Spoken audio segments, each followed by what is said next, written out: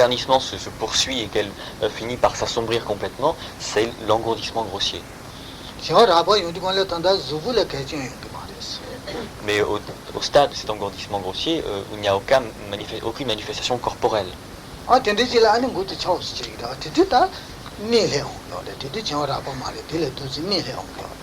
Et au bout d'un moment, le nez commence à piquer de l'avant. Là, ce n'est plus l'engourdissement grossier, c'est l'assoupissement.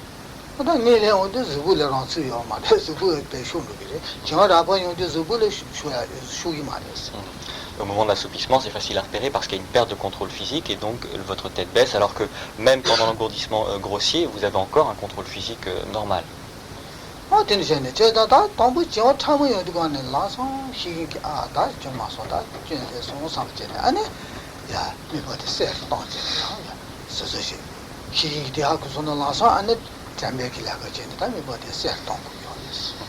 Alors l'idéal, c'est que lorsque votre esprit commence à être sous l'emprise d'un engourdissement subtil, qu'immédiatement la vigilance repère un caractère anormal dans votre méditation et qu'immédiatement donc elle transmette à votre fonction mémoire l'ordre de rétablir la situation normale, donc de revivifier un petit peu votre image mentale et de repartir dans le bon chemin, si je puis dire.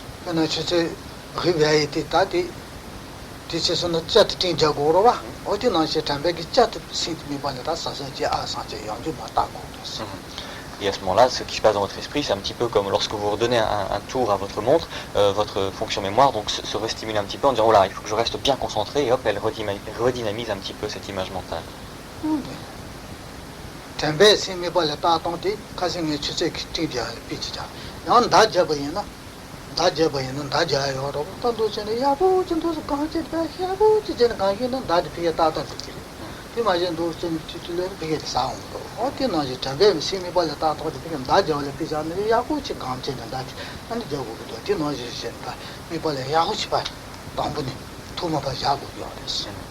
Pour ce qui est de la fonction mémoire, on avait donné la dernière fois l'image de la montre qu'on montait bien à bloc. On peut aussi donner l'image d'un archer qui tire des flèches.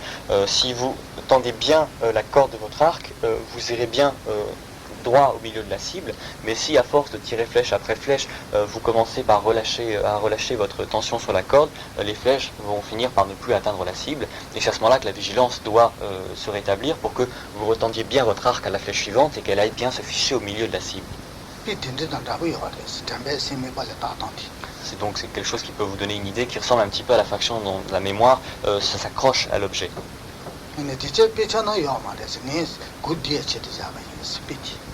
Ça, c'est un exemple qui n'est pas traditionnellement inscrit dans les textes, mais que Kanipoche vous donne parce qu'il pense qu'il est un peu clair.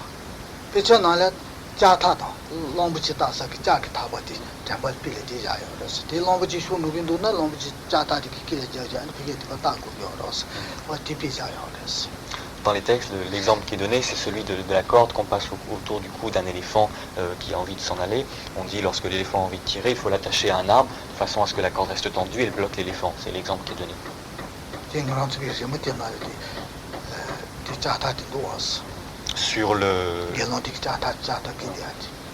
Sur l'exemple, sur les dessins que vous avez, vous devez avoir le moine qui représente le méditant, donc qui tient cet instrument dans les mains au cours de son évolution.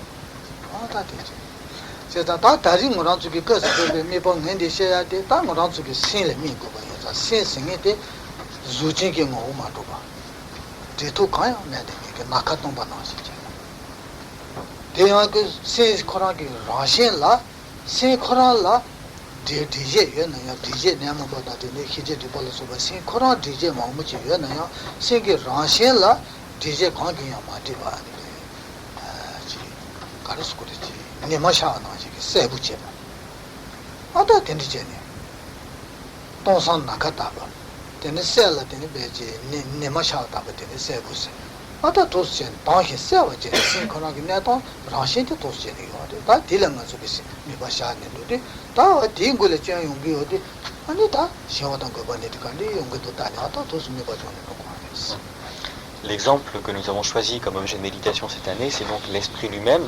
Et on avait dit qu'il s'agissait de méditer sur l'esprit dans sa nature absolue, dans sa nature existentielle. Et sa nature existentielle, c'est d'être vide comme un ciel par exemple, et clair comme l'aube qui se lève mais sans avoir de couleur particulière, donc à la fois vide et à la fois clair. Et on avait dit qu'autour de cet esprit vide et clair, qui est la nature ultime de l'esprit, il y avait tout un tas de facteurs qui affectaient notre perception de cet esprit-là, qui sont toutes les émotions perturbatrices, et tous les facteurs perturbateurs divers de l'esprit que nous avons. Et le but était donc d'écarter ces émotions perturbatrices pour arriver à percevoir cet esprit dans sa nature existentielle, donc clair et limpide, et de maintenir notre concentration, notre esprit, notre concentration focalisée le plus longtemps possible sur cet esprit-là, dans sa nature ultime, et travailler à partir de cette sensation, cette image que l'on avait à l'esprit, donc de vide et de vide clair, et le maintenir le plus longtemps possible en combattant l'engourdissement et la distraction qui allait advenir fatalement à un moment ou à un autre.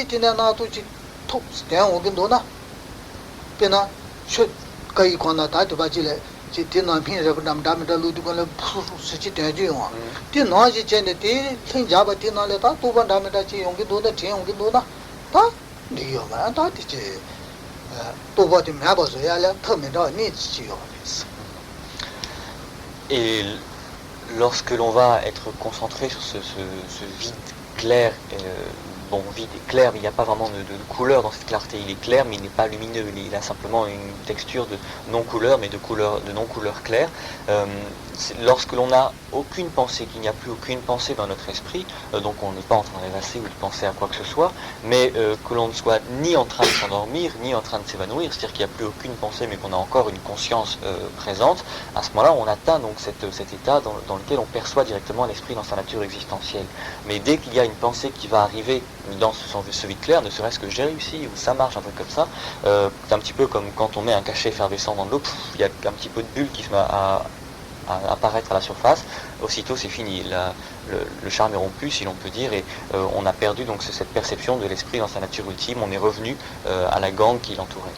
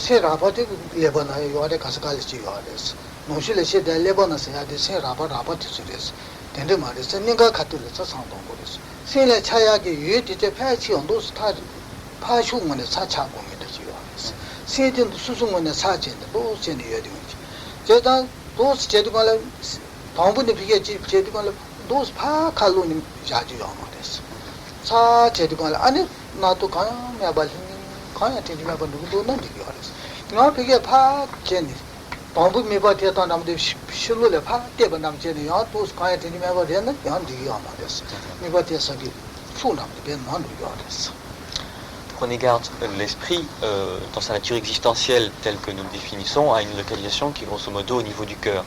Les Occidentaux localisent l'esprit au niveau de la tête, au niveau du cerveau. Là, il s'agit de l'esprit pensant, intuitif, etc., mais pas de l'esprit dans sa nature ultime, dans sa nature non intellectuelle. L'esprit dans sa nature non intellectuelle est localisé à peu près au niveau du cœur. Là, c'est le mental pensant qu'il a.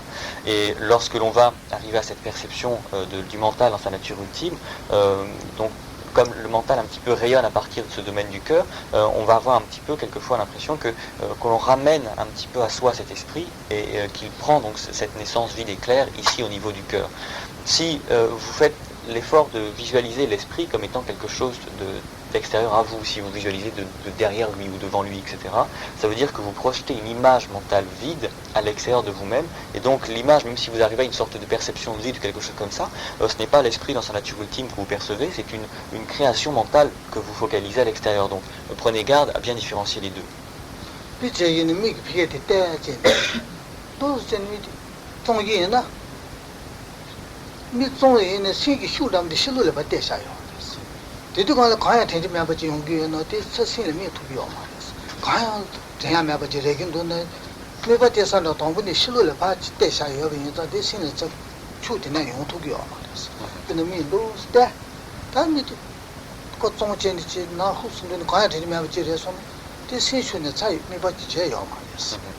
Par exemple, si vous regardez avec intensité quelque chose qui est autour de vous et que tout à coup, soudainement, vous fermez les yeux, vous avez peut-être déjà fait l'expérience, vous avez l'impression comme s'il n'y avait rien à l'intérieur de vous, comme s'il y avait une sorte de vide.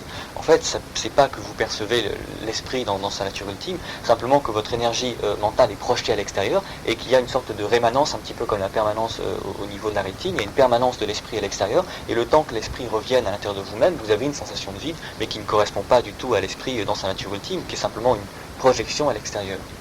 당부니 메바데 나로레 차 제네 당부 요가 수팔 제기네다 양에 셰바기 수술라만담 디딜 소던 제기네다 나로레 차 제네 디디 나도 남에다마 자네 생 신도야 지요레스 디 나로네 바질라마 자도야지 가싱인 gel라신의 그데 자야지 디 나로도 바질라마 나도 남에다 생 신자도니지 당부도 세바 자야지 어디 고아레스 Parce qu'au départ, le but donc c'est de localiser bien cet esprit à l'intérieur de nous-mêmes, et ça c'est ce que l'on fait au travers du yoga du souffle, ou au travers de la méthode de la requête en amas, lorsque l'on disait l'autre jour dans le yoga du souffle, lorsqu'on inspire, à la dernière étape du yoga du souffle, on visualise plus qu'un fil à l'intérieur de soi-même, et lorsque on passe ce fil à l'image mentale, l'esprit est à l'intérieur de soi-même, on visualise quelque chose à l'intérieur de soi-même.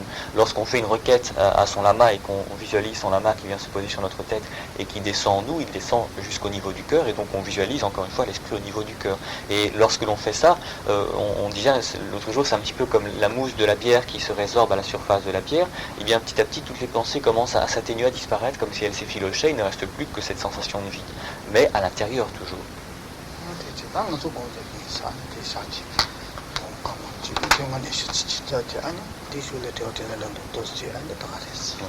Application pratique, on va essayer de sentir ça pendant une quinzaine de minutes, on va méditer pendant une quinzaine de minutes, et ensuite on fera une session de questions-réponses pour que vous puissiez vous fixer des idées.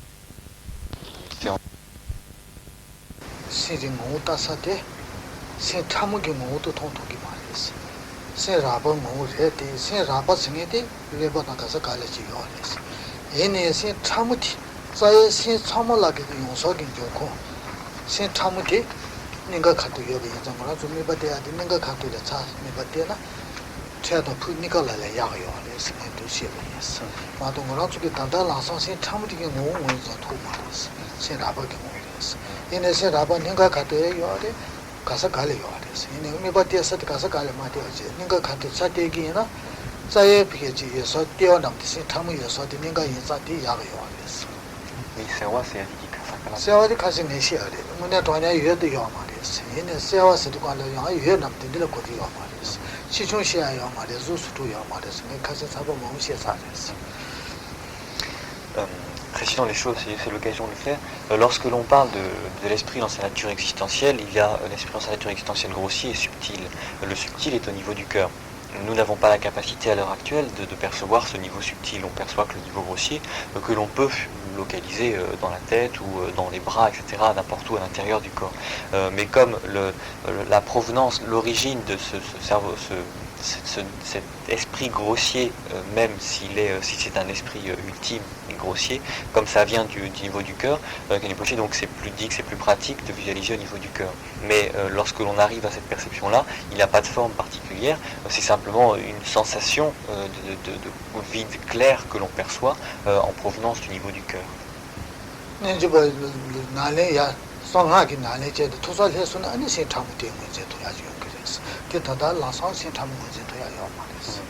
Lorsque l'on est yogin et que l'on arrive à un certain stade de développement dans la pratique des tantras, on arrive à percevoir réellement cet esprit au niveau du cœur. En ce qui nous concerne, c'est simplement une projection que l'on fait à l'intérieur. 뭐라도 신도 대신 담지 지금 뭔지 저기를 되든 아주 하고 말이었어. Lorsque on meurt, cet esprit apparaît de façon claire, mais on n'a plus la conscience suffisante pour le percevoir à ce moment-là. 그래서 다시 라바데 가서 갈래요. 이제디 내가 카드여서 카드를 차 이번에 차 자기나 아니 야고요. 아니 마음보다 신탐문 문제 더 야길래 이게지 마찬가지 변도에 용기요. Comme cet esprit grossier est un petit peu localisé partout dans le corps, si on prend d'emblée le parti de le visualiser au niveau du cœur, en plus de la facilitation que ça cause à notre visualisation, ça permet d'obtenir un certain entraînement et un bon signe pour que lorsqu'on meurt, on puisse localiser effectivement et percevoir effectivement cet esprit subtil dans sa forme fine. 아니 세부세한테 나놈이 돈에 대해서 살뻔에 아니 하고 야지요. 그래서 비 나밖에한테 나의 비요 말했으면 가서 라이스. 지금 가서 쉬고 싶다 동벌에 비지자요. 가서 딜비지 오나래 지용주요. 그래서 세기요. 빈다면 나도 째버렸어. 얘네 비 나밖에한테 나야기 비자요 말해. 그래서는 콜레 요요 말어서 희바 인상. Mais il est vrai que comme c'est une fonction mentale, il n'a pas de forme, il n'a même pas de couleur, il n'a même pas de lumière, c'est juste une sorte d'impression au niveau du cœur qu'on n'arrive pas vraiment à définir quant à sa forme, à le localiser. Et on l'avait donné pas mal d'exemples les dernières fois en essayant d'un petit peu de donner un semblant de palpable à cette sensation. On avait dit un petit peu comme une vitre parfaitement transparente qui n'existe pas par elle-même mais qui est là quand même. D'autres avaient dit un petit peu comme le brouillage sur une télévision. Enfin, un petit peu des exemples qui ne collent pas vraiment mais qui donnent un petit peu une idée de cette sensation qu'on ressent grosso modo au niveau du cœur sans pour autant qu'on puisse localiser soit une forme, soit pas de forme non plus, etc.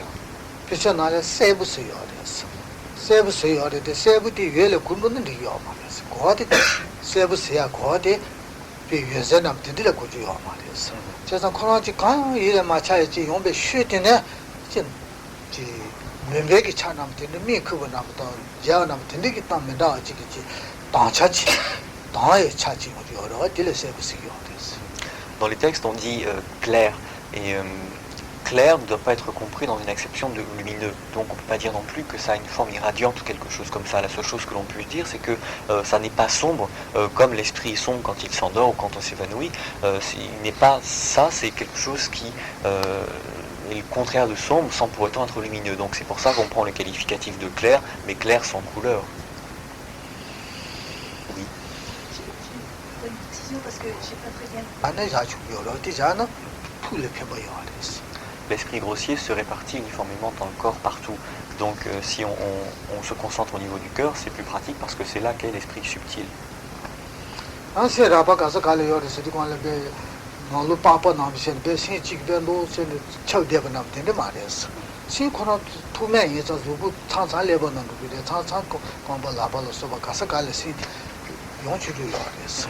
Mais on dit que cet esprit est partout dans le corps, mais ça ne veut pas dire que sous la peau, en quelque sorte, il y aurait une sorte de forme qui recouvrirait toute notre contenance corporelle.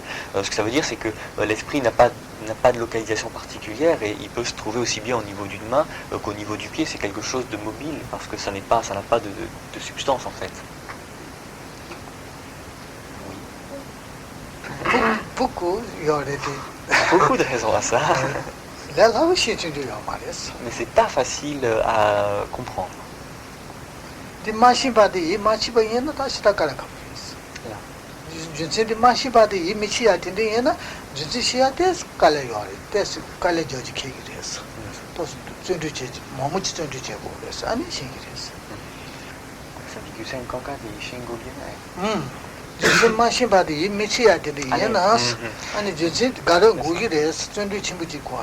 Et à la vérité, si l'on veut ne pas accorder foi à ce phénomène jusqu'à ce que l'on ait la connaissance de la raison ultime, ça risque de demander un certain temps, une certaine persévérance.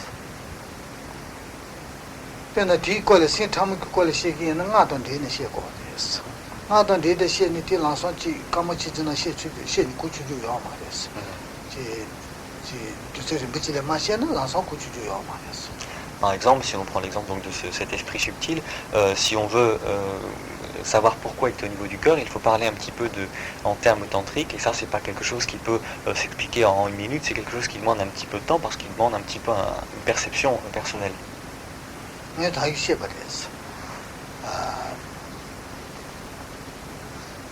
윤생 여 타지요데 남배 지단 남배 존나 용야 준생게 토는 누구니 장장지레스 출루 현도 메다지기 준생게 토네 반 누구야지 요레스 준생 요레데 준생게 토는 누구기레스니 지리니데 준생 하다 시기 때는 알레 필로소피 무슨 제기 그래서 맞죠 네 필로소피 시 지난 주게 필로소피 무슨 제는 거는 또 스키 그래서 아니 하고야디 슈레 예지 못투나 하고 그래 알레 준생도 그들 좀 되지 너무 보고서 네 손치스야디 필로소피 시에 그 말이었어. 그러나 마마 지쟁 다다 때티남데 라선 그러봐.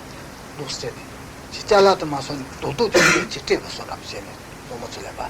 또 손치스야디 로단 텐데스. 필로소피 시야디 알레 도도인데 라선 마테 어제네. 대 연배 전생 여배 전생라서 마마 지토네. 아니 도스 누구야지. 슈레 때고야 남지. 또 이거단 카카레스. Si l'on veut avoir l'explication des causes, il faudrait connaître la philosophie et donc avoir un certain parcours qui nous permet de pratiquer le raisonnement discursif de façon assez rapide et profonde pour accéder aux causes directes sans passer par les préliminaires. Et ça, c'est assez long, ça demande un certain temps. Et en fait, c'est ce qu'il y a de plus long. La façon dont Kenpoche conçoit les enseignements, c'est que il vous donne un petit peu directement le résultat de ce que l'on obtient après donc tout ce parcours dans le raisonnement philosophique, discursif, etc. Un petit peu comme on transmet un objet.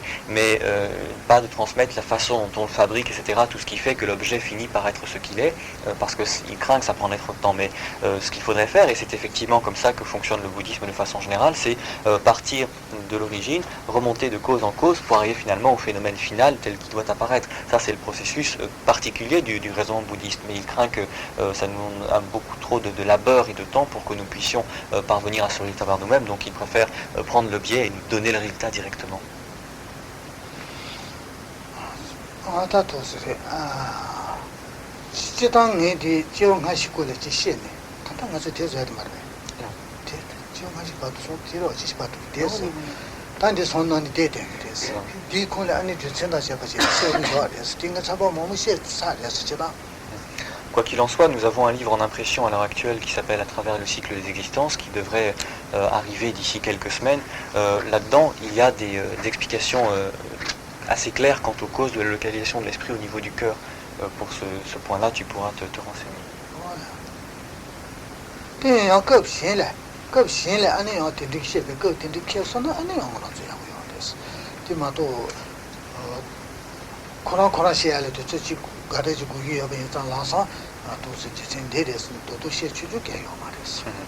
Et si l'occasion se présente, on pourrait effectivement aborder ce point plus en détail s'il vous intéresse, mais c'est quelque chose qui est difficile d'expliquer comme ça en quelques instants en disant c'est parce que comme ça en une phrase, c'est quelque chose qui est assez long en fait.